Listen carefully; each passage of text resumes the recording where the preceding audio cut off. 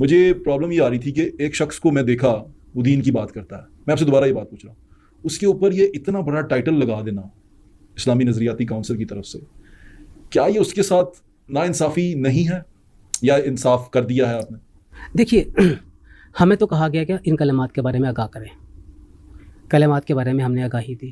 جو 17 آپ نے تو اپنی سفارشات میں بھی کہہ دیا کہ ہونا چاہیے اور پرچہ ہونا چاہیے اور سنگین. نہیں, دیکھیے, وہ تحریف قرآن کریم کا معنی وہی بیان کریں جو قرآن بیان کر رہا ہے. آپ کو لگتا ہے کہ وہ بھی غلط بیان کیا؟ وہ بھی غلط بیان. اکثر لوگ پوچھتے ہیں کیا وجہ ہے کہ بعض اوقات لوگوں کو ہم قرآن بھی دکھا دیتے ہیں, حدیث بھی دکھا دیتے ہیں, اس کے باوجود وہ حق کا راستہ قبول نہیں کرتے. اور کیا وجہ ہے کہ اتنے بڑے بڑے علماء جنہوں نے قرآن کی تفسیر لکھی, احادیث کے ترجموں میں انہوں نے زندگی اپنی بسر کر دی, اس کے باوجود گمراہی پہ مرے ہیں. انہیں نہیں پتا تھا قرآن و سنت میں کیا لکھا ہوا ہے. ایک تو وہ بابے ہیں نا جو صرف شعر و شاعری کرتے رہے, ان کو تو واقعی نہیں تھا پتا قرآن و سنت میں کیا لکھا ہے. لیکن جو قرآن کی تفسیریں لکھ کے گئے, قرآن کے ترجمے کر کے گئے, حدیث کی کتابوں کے ترجمے کیے, ترجمہ کرنے سے پہلے بھی وہ بریلوی تھے, ترجمہ کرنے کے بعد بھی بریلوی رہے, ترجمہ کرنے سے پہلے بھی وہ اہل حدیث تھے یا شیعہ تھے یا دیوبندی تھے, اور بعد میں بھی وہی رہے. ان کے اندر کوئی چینج نہیں آئی. ویسے بعض لوگوں میں آ بھی گئی. علامہ وحید الزمان جو تھے وہ دیوبندی تھے, بخاری کا ترجمہ 1920 میں کیا تو اہل حدیث ہو گئے, بعد میں آ بھی جاتا ہے چینج. لیکن یہ ایک ہی مثال ہے میں آپ کو جو 100 سال کی تاریخ میں پیش کر رہا ہوں. اکا دکا لوگ ہیں. یا مفتی عامر عثمانی ہیں جنہوں نے خلافت و ملوکیت پڑھی, اس کا جواب لکھنے کے لیے تو الٹا انہوں نے خلافت و ملوکیت کے دفاع میں 700 صفحے لکھ دیے, جو دیوبند کے مفتی تھے. تو لیکن یہ کوئی لاکھوں ہزاروں میں ایک دانہ نکلتا ہے. زیادہ تر یہی ہے کہ قرآن کی تفسیر لکھ کے فوت ہو جائیں گے, حدیث کے ترجمے کر کے فوت ہو جائیں گے, اور ایک رتی برابر اس میں سے حق قبول نہیں کریں گے. اس کے پیچھے کیا ریزن ہوتی ہے؟ یہ وہ سر ٹروتھ ریویل ہو رہا ہے. قرآن کی یہ آیت اس اعتبار سے آپ سمجھ لیں اہم ترین آیت ہے. سورہ الانعام کی آیت نمبر 110, وَنُقَلِّبُ أَفْئِدَتَهُمْ وَأَبْصَارَهُمْ, ہم پھیر دیتے ہیں لوگوں کے دلوں کو اور آنکھوں کو حق بات قبول کرنے سے. یہ اللہ اپنی طرف منسوب کر رہا ہے کہ میں ہی نہیں قبول کرنے دیتا. سورۃ الانفال میں بھی آیا کہ اللہ اور اس کے رسول کی دعوت پہ لبیک کہا کرو. یاد رکھو اللہ تعالیٰ دل اور بندے کے درمیان بعض اوقات حائل ہو جاتا ہے اور بات سمجھ ہی نہیں آتی. اسی کو میں کہتا ہوں گیئر الٹا لگ جاتا ہے, جو سورۃ الاعراف میں آیا کہ پھر یہ حالت ہو جاتی ہے جب ہدایت کا راستہ دیکھتے ہیں اسے گمراہی سمجھنا شروع کر دیتے ہیں. اس وجہ سے اسے چھوڑ دیتے ہیں اور گمراہی کو ہدایت سمجھنا شروع کر دیتے ہیں, اسے ایکسپٹ کر لیتے ہیں. یہ بڑا خطرناک معاملہ ہے. اسی کو کہا گیا ختم اللہ علی قلوبہم وعلی سمعہم وعلی ابصارہم, ان کے دلوں پر, آنکھوں پر, یعنی دل سے مراد عقل, چاہے دماغ ہو یا دل, کوئی بھی چیز, کیونکہ لٹریچر کی زبان میں قرآن بات کرتا ہے. اللہ تعالیٰ کی طرف مور لگ جاتی ہے. ہم پھیر دیتے ہیں ان کے دلوں کو, ان کی عقل کو, ان کی آنکھوں کو حق بات قبول کرنے سے. کما لم یؤمنوا بہ اول برہ, جس طرح انہوں نے بھی تو حق قبول کرنے سے انکار کر دیا تھا جب پہلی دفعہ انہیں یہ پتا چل گیا تھا کہ یہ بات ٹھیک ہے. ایسے ہو جاتا ہے. میرا خیال ہے اس کی نمائندہ مثال ابو جہل ہے. اسے بالکل صحیح سمجھ آ گئی تھی کہ یہ کیا ہونے جا رہا ہے. خالد بن ولید کا باپ ولید بن مغیرہ, اسے بالکل سمجھ آ گئی تھی کہ یار یہ عام انسان نہیں ہے, یہ کلام عام کلام نہیں ہے. پھر بھی اس نے حق قبول نہیں کیا. اس لیے اللہ کا اتنا غصہ ہے قرآن میں اس کے اوپر. تو اللہ تعالیٰ فرما رہا ہے کہ جب پہلی دفعہ کسی کو بات سمجھ آ جائے اس کے باوجود وہ ہٹ درمی کرتا ہے نا, پھر اللہ تعالیٰ سے بات سمجھ ہی نہیں لگنے دیتا. اچھا, یہ اب اللہ کا فیصلہ ہے. بعض اوقات اللہ تعالیٰ کسی کو ڈھیل بھی دے دیتا ہے. اب یہ اللہ کا فیصلہ ہے کسے اس نے ڈھیل دینی ہے, دوبارہ چانس دینا ہے, اور کس کو پہلی دفعہ میں پکڑ لینا ہے. یہ مولوی تو سارے جکڑے گئے ہیں پہلی دفعہ میں, میں نے دیکھا ہے. اس کی وجہ یہ ہے کہ انہیں بالکل صحیح بات سمجھ آ گئی ہوتی ہے. عام آدمی کو تو پھر بھی کوئی نہ کوئی امبیگوٹی رہ جاتی ہے, کوئی بالکل دھندلی سی تصویر آتی ہے, وہ بیچارہ پھر سوچتا رہتا ہے کرتے کرتے.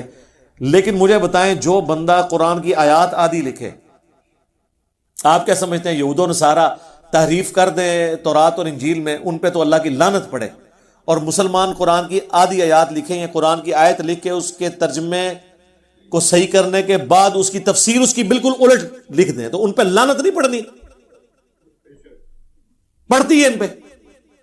یعنی مفتی احمد یار خان صاحب نعیمی نے سورۃ القصص کی آیت نمبر 44 ڈسکس کی حاضر و ناصر کے مسئلے میں.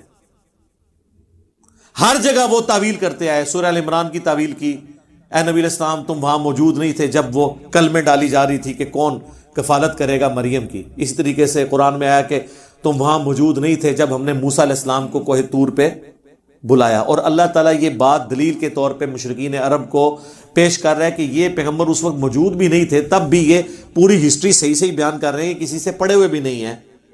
یہ ان کی پیغمبری کی دلیل ہے. اس آیت سے ان کو یہ ٹینشن پڑ گئی کہ حاضر و ناظر کی نفی ہو جائے گی, کیونکہ یہ تو کہتے ہیں اگلی امتوں میں بھی حضور حاضر و ناظر تھے. تو ہر جگہ یہ پتہ کیا تعویل کرتے ہیں کہ اس در تو یہ آیا ہے کہ نبی وہاں موجود نہیں تھے, یہ نہیں آیا کہ دیکھ بھی نہیں رہے تھے. اللہ کے پاس تھے, وہاں سے بیٹھ کے دیکھ رہے تھے, اور آج بھی مدینہ شریف میں قبر اطہر میں ہیں اور ہمیں وہاں بیٹھ کے دیکھ رہے ہیں. لیکن قرآن میں ایک آیت ایسی تھی جو ان کی عقیدے کی موت تھی, وہ یہ سورہ قصص کی آیت تھی.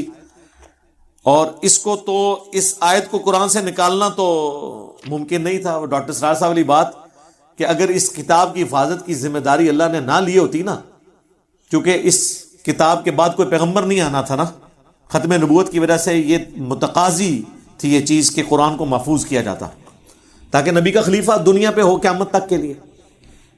انا نحن نزلنا الذکر وانا لہ لحافظون. تو اگر یہ نہ ہوا ہوتا نا تو مسلمانوں نے اس کے ساتھ کام ڈال دینا تھا, اور ابھی بھی صرف ترجمہ یعنی اس کا ٹیکسٹ عربی والا بچا ہوا ہے, ترجمے میں اور تفسیر میں انہوں نے اب بھی ڈنڈی مار دی ہے. اور اس کی یہ پریکٹیکل مثال وہ لکھتے ہیں وَمَا كُنْتَ بِجَانِبِ الْغَرْبِيِّ, اور اے نبی آپ وہ مغربی جانب نہیں تھے اس کوہ طور کی, اِذْ قَضَيْنَا إِلَى مُوسَى الْأَمْرِ, جب ہم نے موسیٰ علیہ السلام کے اوپر وحی کی, آپ وہاں موجود نہیں تھے. باقی بھی ہر جگہ یہ آتا ہے نبی تم وہاں موجود نہیں تھے. یہ کہتے ہیں یہ حاضر کی نفی ہے, ناظر کی نہیں. حاضر کہتے ہیں موجود ہونے والا, ناظر جو دیکھ رہا ہو. مفتی احمد خان نعیمی صاحب نے یہ آیت یادی لکھی اور کہا کہ اس میں یہ لکھا ہوا ہے کہ آپ موجود نہیں تھے, یہ تو نہیں لکھا ہوا کہ دیکھ نہیں رہے تھے. سر لکھا ہوا ہے وما کنت من الشاہدین, اور نہ آپ گواہوں میں شامل تھے, نہ آپ دیکھ رہے تھے. شاید کا ترجمہ انہوں نے حاضر و ناظر کیا ہے. یہاں آیا نہ آپ حاضر تھے, وما کنت بجانب الغربی, نہ وہاں موجود تھے حاضر تھے, وما کنت من الشاہدین, نہ آپ وہاں پہ گواہ تھے. اس نے کیا کیا, آدھی آیت لکھے نا اور کہا اس میں تو ہے کہ آپ وہاں موجود نہیں تھے, یہ تو نہیں لکھا تھا کہ آپ وہاں شاہد بھی نہیں تھے, آپ دیکھ بھی نہیں تھے. لکھا ہوا ہے. مجھے بتائیں جب یہ وہ آیت لکھ رہا تھا اور اس کا جواب دے رہا تھا, اسے نہیں پتا تھا کہ میں آدھی آیت لکھ رہا ہوں. اس طرح کے جو لوگ ہوتے ہیں نا, یہ اس چیز کے مصداق ہوتے ہیں. اور میں علا وجہ بصیرت کہہ رہا ہوں, اس پلانٹ ارتھ پہ اتنا شرک احمد بریلوی یا دیوبند کے بزرگوں نے نہیں پھیلایا جو مفتی احمد یار خان نعیمی صاحب نے جال حق لکھ کے ان سارے فرسودہ عقائد کا یعنی آف دا وے جا کے دفاع کیا. حتیٰ کہ وہ جال حق میں غیر اللہ سے مدد مانگنے کی دلیل میں سورہ بقرہ کی آیات لے آئے کہ اے نبی, یعنی یہ ان کو فرما دو کہ اگر تمہیں شک ہے نا اس کتاب کے بارے میں تو بلا لو اللہ کے سوا جتنی ہستی ہیں ان کو, اس طرح کی کتاب کوئی بنا کے بتائے.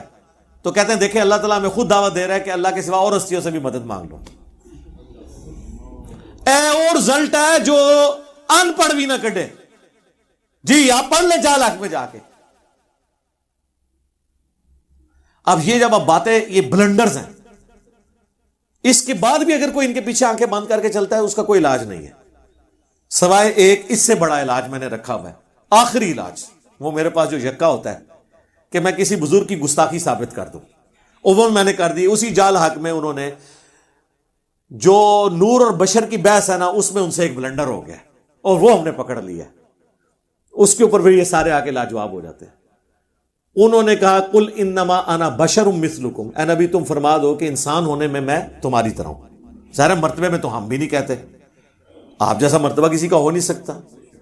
ٹھیک ہے جی, ہماری آنکھیں تو ادھر تک نہیں دیکھ سکتی. بخاری مسلم ہے نبی الاسلام نے جنت بھی دیکھ لی نماز کی حالت میں. بخاری مسلم میں میں اپنی پیٹھ کے پیچھے بھی دیکھ لیتا ہوں. آپ کے پسینے میں سے بھی بخاری مسلم میں آتا ہے خوشبو آتی تھی. ٹھیک ہے, تو انسان ہونے میں وہ ہماری طرح تھے, مرتبے کی تو بات ہی نہیں ہو رہی. تو اب ان کو بشر ماننا بھی مشکل ہو جاتا ہے نا. تو انہوں نے اس بحث میں کہا کہ اس آیت کا صرف مقصد یہ ہے کہ اتنا بتایا جائے کہ تم لوگ اے انسانوں مجھ سے مانوس ہو جاؤ کہ میں انسان ہوں, تم مجھے یقین کر لو, لیکن اندروں میں انسان کوئی نہیں, اندروں میں نور ہاں, میں انسانی شکل میں آیا ہوں تاکہ تم مجھ سے مانوس ہو جاؤ کہ ایک انسان دوسرے انسان کی بات صحیح طریقے سے سن لیتا ہے. جس طرح شکاری شکار کرنے کے لیے مختلف آوازیں منہ سے نکالتا ہے, یہ تیتر کو اور بٹیر کو, اس طرح پیغمبر بھی یہ کر رہے تھے کافروں کو اپنی طرف مائل کرنے کے لیے. اب پیغمبر کی مثال کس سے دے دی انہوں نے؟ شکاری سے. اور وہ شکاری بھی وہ جو فراڈ کر رہا ہوتا ہے, تیتر ہوتا نہیں ہے, آوازیں نکالتا ہے, اندروں کچھ اور ہوتا ہے. اب یہ تو صراحتاً گستاخی تھی, اس کی کوئی تعویل بھی نہیں ہے, کیونکہ بریلوی کہتے ہیں گستاخی کی تعویل بھی نہیں کی جائے گی. اے میں پڑھ لی سرکار, اندھا دھند پیروی کے انجام میں ڈال دی. اللہ کا شکر ہے ہزاروں لوگوں کی ہدایت کا سبب بنی. میرا وہ جو لیکچر ہے انڈیا اور پاکستان کے بزرگوں کی 19 گستاخانہ عبارات کا تحقیقی جائزہ, اے سارو سوئی ہے جیڑی میں انہاں دے غبارے ماری ہے, فارغ. باقی قرآن و حدیث کے ساتھ جو اس کتاب میں انہوں نے کھلواڑ کیا ہے وہ آپ لاکھ دکھائیں کچھ نہ کچھ تعویل کریں گے, گستاخی کی تعویل نہیں کریں گے, کیونکہ وہ ادھر ان کو ڈر پڑ, کیونکہ ان کو پٹی یہ پڑھائی گئی ہے گستاخ نہیں ہونا چاہیے. دیکھ لو جی, انہوں نے خود اشرف تھانوی پہ جو حسام الرحمن میں فتویٰ لگایا وہ کس بات پہ لگایا پتا؟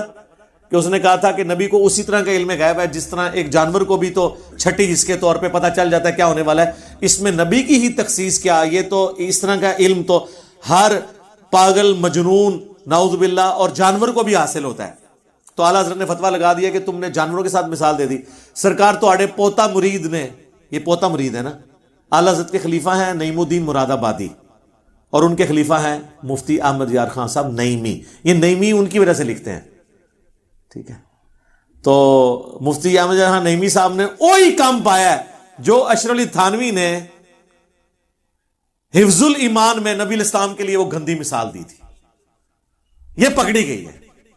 پھر اس میں اتنا ترویا ہے کہ انہوں کو بچنے دی راہ نہیں ہے. لیکن یہ میں نے کیوں یہ ٹوٹکا میں نے بتایا, ہمیں کوئی ضرورت نہیں تھی, ہمارے پاس تو کوئی ذریعہ ہی نہیں ہے نا کہ ان کو منوانے کا, یہ قرآن حدیث کو مانے. تو آخری حربہ یہی ہے جو اعلیٰ حضرت سے ہم نے سیکھا ہے کہ ایک کتاب لکھ دو حسام الرحمن 1905 چک دو پورا دیوبند مدرسہ اور انہوں نے مولوی, ٹھیک ہے, آج تک وہ جان نہیں چھڑا سکے. تو جو اسی کام پایا ہے نا اللہ کے فضل سرکار, یہ وہ مدنی وائرس ہے جو قیامت تک نہیں اب ختم ہونے والا. ہاں انشاءاللہ, نہ یہ کوئی ویکسین ہے, ہاں یہ کوئی ویکسین بھی نہیں ہے, یہ وہ مدنی وائرس ہے. کیونکہ یہ تھوڑے کو وسیلے ہے طریقہ. اگر آپ اس کا علاج کرنے کی کوشش کریں گے تو پہلے آپ حسام الرحمن کو غلط کہیں گے, وہ آپ کہہ نہیں سکتے, ٹھیک ہے. تو یہ اللہ کا شکر ہے یہ ہمیں مجبوراً کرنا پڑا.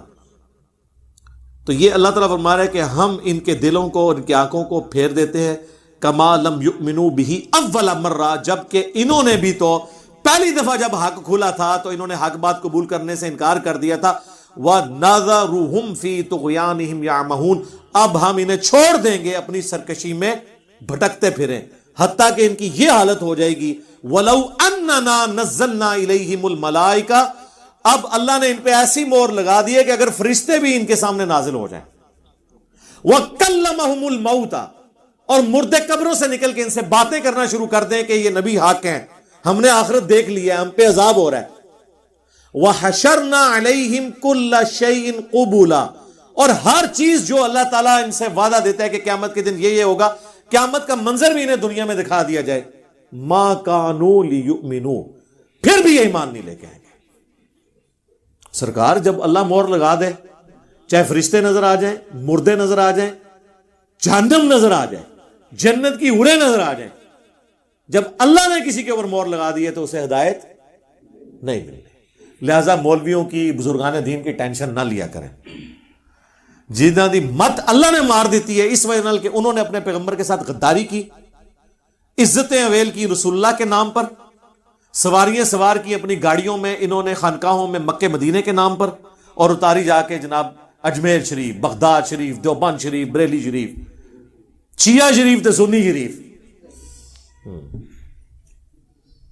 الا ان یشاء اللہ، ہاں مگر اللہ ہی کسی کو زبردستی ہدایت دے دے کہ اسے آخری وقت میں کوئی بات سمجھ آ جائے، وہ الگ بات ہے. ادروائز جب مہر لگ، یعنی یہ وہ مہر ہے، یہ وہ سیل ہے جس کو اللہ کھول سکتا ہے. کوئی خاص کسی پہ کرم ہو جائے تو وہ ہو بھی جاتا ہے سرکار. وہ صحیح مسلم میں حدیث ہے، حضرت ابو ہریرہ کہتے ہیں یا رسول اللہ میری ماں آپ کو بہت گالیاں دیتی ہے، مجھ سے اب برداشت نہیں ہوتا، تو آپ دعا کرتے ہیں. حضرت ابو ہریرہ اتنی محنت کر چکے ہیں لیکن وہ ایمان نہیں لا رہی.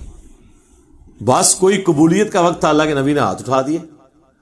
یار کتنوں کے ماں باپ کے لیے اللہ کے نبی نے ہاتھ اٹھائے ہوں گے؟ یہ واقعہ ایک ہی ملتا ہے آپ کو. وہ اللہ کی طرف سے منظوری ہوئی ہے، دعا کے لیے ہاتھ اٹھائے. حضرت ابو ہریرہ کہتے ہیں میں نے حضور کی دعا ختم ہونے کا بھی انتظار نہیں کیا، میں دڑکی لا دیتی کہ اللہ کے نبی کی دعا پہلے ختم ہوتی ہے یا اس سے قبولیت پہلے ملتی ہے. گھر گئے، کہتے میں دروازہ جب میں انٹر ہونے لگا تو ان کی والدہ نے کہا کہ باہر ہی رہو، میں غسل کر رہی ہوں، مجھے اللہ کے نبی کے پاس لے جانا. وہ اسلام قبول کر لیا. لیکن یہ جو کنو پکڑ کے ہدایت ہے نا، یا جامع ترمذی میں حدیث ہے، اللہ کے نبی نے کہا کہ اے اللہ عمر ابن خطاب یا عمر بن حشام میں سے ایک کو ایمان کی دولت دے دے. تو وہ پھر اللہ تعالیٰ نے قبول کر لیا. وہ اللہ کا فیصلہ تھا، وہ اگلا دم ہم نے. وَلَكِنَّ أَكْثَرَهُمْ يَجْهَلُونَ، لیکن اکثر لوگ بالکل اس طریقے سے ناواقف ہیں، جاہل ہیں حق بات قبول کرنے سے. اکثر لوگ یہ پوری اللہ کا پلان سمجھنے سے ہی قاصر ہیں. اللہ تعالیٰ سے دعا ہے جو حق بات میں نے کہی اللہ تعالیٰ ہمارے دلوں میں راسخ فرمائے. اگر جذبات میں میرے منہ سے کوئی غلط بات نکل گئی تو اللہ تعالیٰ ہمارے دلوں سے اسے دھو ڈالے، ہمیں معاف بھی فرما دے، ہمیں کتاب و سنت کی تعلیمات پر عمل کر کے دوسرے بھائیوں تک پہنچانے کی توفیق عطا فرمائے. سبحانک اللہم و بحمدک، اشہد ان لا الہ الا انت، استغفرک و اتوب الیک، وما علینا الا البلاغ المبین. جزاکم اللہ خیرا.